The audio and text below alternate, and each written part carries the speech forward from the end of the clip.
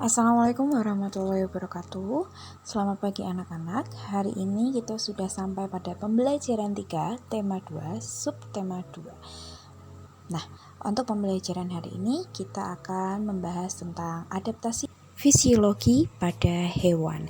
Pada pembelajaran 1, kalian sudah mengenal adaptasi pada hewan, yaitu morfologi dan juga tingkah laku. Nah, hari ini kita akan membahas salah satunya adaptasi fisiologi. Oke, adaptasi fisiologi itu adalah adaptasi penyesuaian kerja organ tubuh terhadap kondisi lingkungan makhluk hidup di tempat hidupnya. Berbeda dengan adaptasi morfologi yang mudah kita amati dari luar, kalau adaptasi fisiologi itu terjadi di dalam tubuh. Jadi khusus kerja organ di dalam tubuh. Jadi untuk mengamatinya kita agak begitu sulit. Nah, kita akan mempelajari adaptasi fisiologi di beberapa hewan. Nanti kalian akan Bustevi tampilkan video. Kemudian dari video tersebut kita akan mempelajari bersama-sama tentang adaptasi fisiologi pada hewan.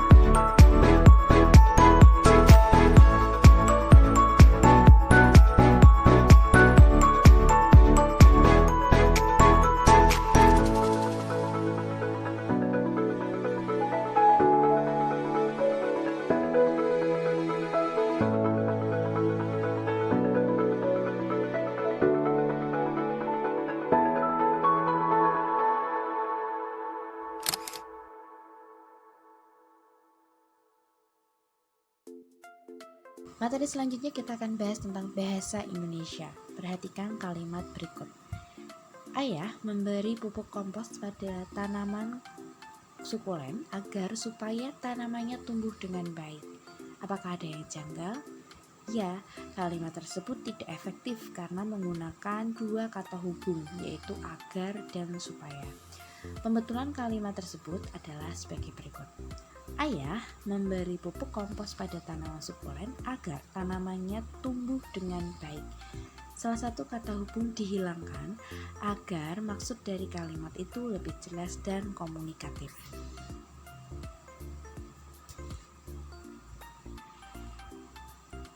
Dengan kalimat efektif, kita akan mudah menyampaikan maksud kalimat ketika berkomunikasi. Dan lawan bicara kita juga mudah menangkap maksud dari kalimat tersebut. Ciri-ciri kalimat efektif yang pertama adalah sesuai PUEBI atau Pedoman Umum Ejaan Bahasa Indonesia. Ejaan maupun tanda baca yang tepat dan menggunakan kata baku. Misalnya seperti di bawah ini. Pilihlah kata di bawah ini yang penulisannya sudah sesuai dengan pedoman umum ejaan bahasa Indonesia. Yang A, karena sakit, Mila membuat surat izin. Yang B, karena sakit, Mila membuat surat izin. Yang betul A ataukah B? Coba, yang mana anak-anak? Ya, yang betul adalah yang B. Jadi penulisan kata izin sesuai kata baku dan ada di Puebi, yaitu adalah izin, bukan izin. Nah, ini sangat diperhatikan ketika kita mau menuliskan kalimat yang efektif. Ciri-ciri yang kedua adalah sistematis. Sebuah kalimat paling sederhana adalah yang memiliki susunan subjek, predikat, kemudian ditambahkan dengan objek, pelengkap, hingga keterangan. Jadi tidak ada subjek yang ganda, kemudian penghubungnya, kata hubungnya itu juga tidak ganda. Nah, itu adalah sistematis dan juga berurutan sesuai dengan susunannya, ada S, P, O, K. Nah, perhatikan contoh ya. Nih, Gia mengerjakan PR matematika di ruang belajar. Nah, ini sudah sistematis. Jadi Gia itu sebagai subjek, kemudian mengerjakan itu sebagai predikat, kemudian PR matematika sebagai objek, dan di ruang belajar sebagai keterangan tempat. Nah, ya, sistematis. Selanjutnya ciri yang ketiga adalah tidak bertele-tele. Jadi susunan kalimat ringkas agar orang yang membacanya itu mudah menangkap gagasan yang kalian tuangkan. Contohnya misalnya seperti bawah ini. Saya sungguh sangat mengagumi para pejuang yang gigih mempertahankan kemerdekaan. Nah, ini adalah contoh kalimat yang tidak baik, tidak efektif. Karena apa? Kalian perhatikan di sini ada kata sungguh sangat yang artinya itu sama. Jadi ini menggunakan sinonim dalam satu kalimat. Nah, itu tidak perlu. Jadi solusinya bagaimana? Kita hilangkan salah satunya. Bisa sungguh yang kita hilangkan atau sangatnya yang kita hilangkan. Jadi kalimatnya berubah menjadi saya sangat mengagumi para pejuang yang gigih mempertahankan kemerdekaan. Lebih enak didengar dan juga maksud dari kalimat tersebut lebih mudah ditangkap. Mustafi lanjutkan. Yang keempat cirinya adalah tidak ambigu.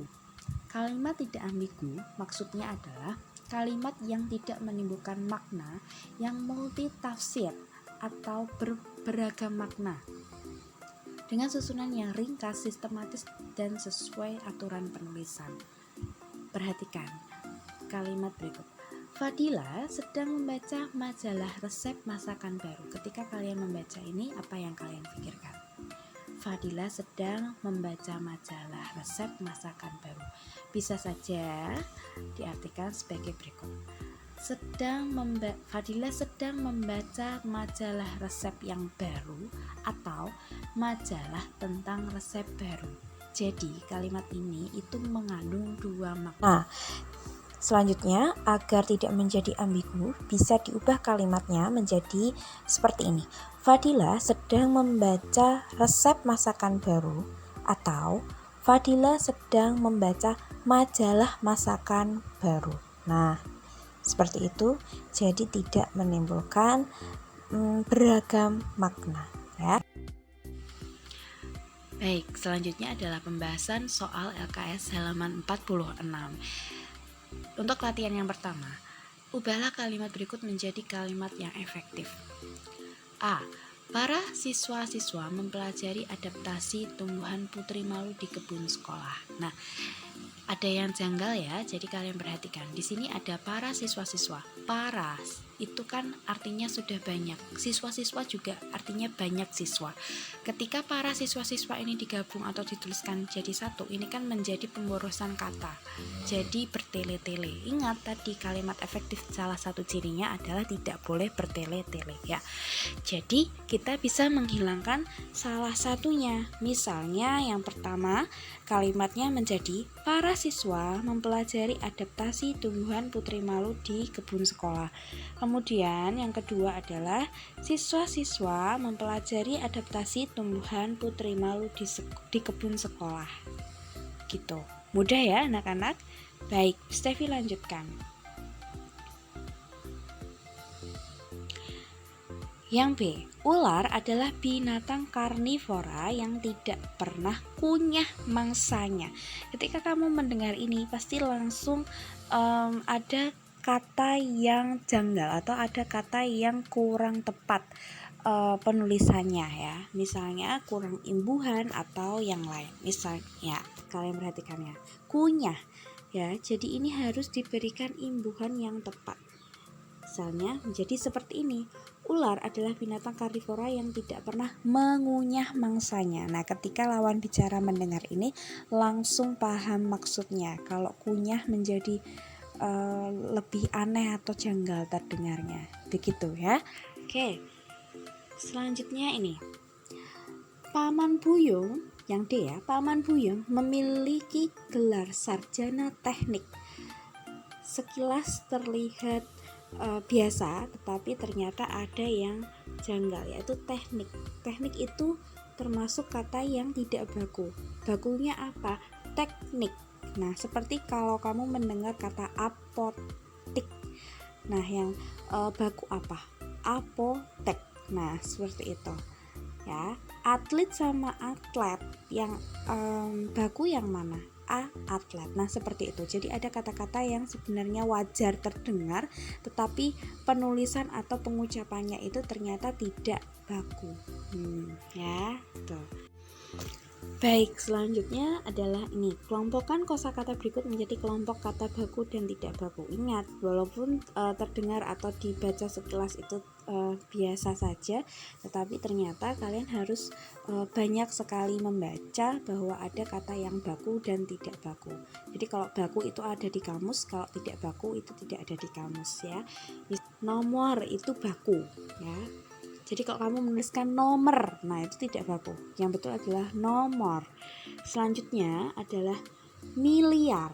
Jadi kalau misalnya kamu menemukan kata dituliskan dengan huruf Y, misalnya miliar, nah itu berarti tidak baku. Kemudian izin itu tidak baku ya. Resiko itu tidak baku. Kaos itu baku. Jadi kalau misalnya kamu melihat tulisan ada kok kaos itu tidak baku ya. Kemudian onta, nah itu tidak baku. Zaman itu yang betul adalah zaman. Jenderal itu juga yang betul adalah jenderal. Kemudian hafal itu baku. Finish tidak baku. Cabai juga tidak baku. Detergen baku. Kemudian risiko itu baku ya. Kemudian rezeki itu baku. Nah ya, yang tidak baku kita betulkan menjadi baku. Izin menjadi izin. Resiko menjadi risiko. Onta menjadi unta. Zaman menjadi zaman. Jenderal menjadi jenderal. Finish menjadi finish. Cabai menjadi cabai. Nah, perlu banyak baca lagi dan perlu banyak latihan untuk menemukan kata baku dan tidak baku. Baik, ini tugas satu kalian, jadi silakan buka buku kalian LKS halaman 46, kemudian ayo kerjakan 1C dan E. Tadi untuk yang A, B, D itu sudah Bu Stevi bahas, jadi kalian cukup mengerjakan 2 nomor saja, yaitu C dan juga E. Kemudian bukalah buku pupenamu halaman 123, kemudian berilah tanda centang pada penulisan kata baku yang tepat. Kemudian perbaikilah kata yang tidak baku menjadi kata baku. Boleh mencari kata baku dan tidak baku lewat Google atau kamus Webi. Baik, kita pindah materi atau ganti materi ke IPS. Jadi kita masuk pada materi perjuangan diplomasi bangsa Indonesia dalam berbagai forum internasional. Jadi ini adalah salah satu upaya untuk mempertahankan kemerdekaan Indonesia. Kalau misalnya kemarin kalian sudah mempelajari dengan cara fisik atau mempertahankan kemerdekaan itu dengan cara fisik. Nah, hari ini kita akan belajar bagaimana perjuangan diplomasi melalui perjanjian atau perundingan. Ya, yang pertama adalah perundingan atau perjanjian Linggarjati. Yang kedua adalah perundingan atau perjanjian Renville. Yang ketiga, konferensi Asia di New Delhi. Kemudian selanjutnya adalah perundingan atau perjanjian Romeroyan. Selanjutnya yang terakhir adalah konferensi meja bundar atau KMB. Nah, bagaimana? Sudah siap untuk mempelajari 5 perjuangan diplomasi bangsa Indonesia ini? Harus siap ya. Kalau kalian ngantuk boleh minum, boleh sambil nyemil ya. Kalau matanya mulai berair boleh cuci muka, lanjut belajar lagi ya. Semangat. Oke. Nah, yang pertama adalah perundingan atau perjanjian Linggarjati. Tanggal pengesahannya itu tanggal 25 Maret 1947.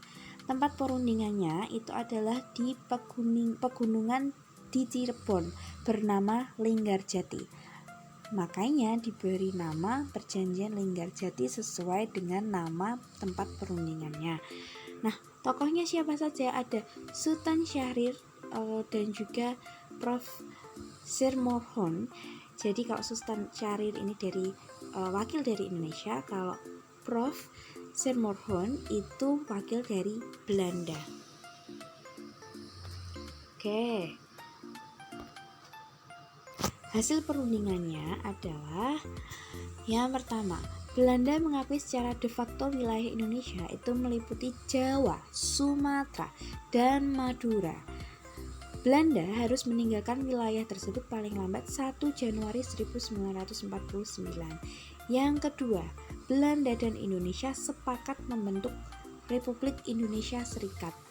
Yang ketiga, Belanda dan Indonesia sepakat Uni Indonesia Belanda dengan Ratu Belanda berkedudukan sebagai kepala Uni.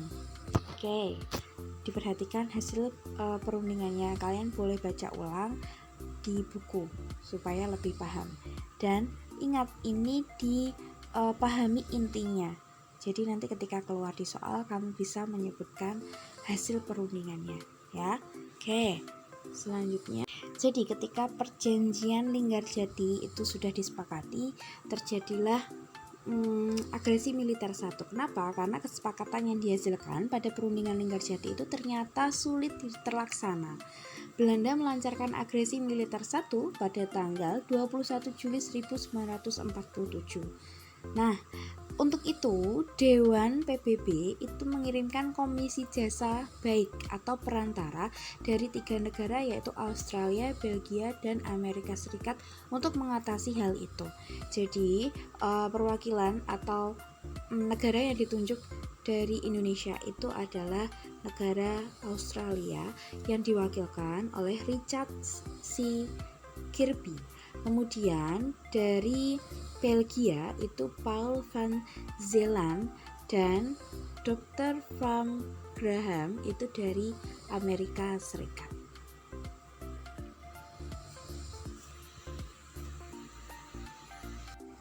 Baik, setelah agresi militer satu, kemudian oleh tiga perantara dari negara Belgia, Australia, dan juga Amerika Serikat itu mengadakan perundingan yang dinamakan Perjanjian Renville ya.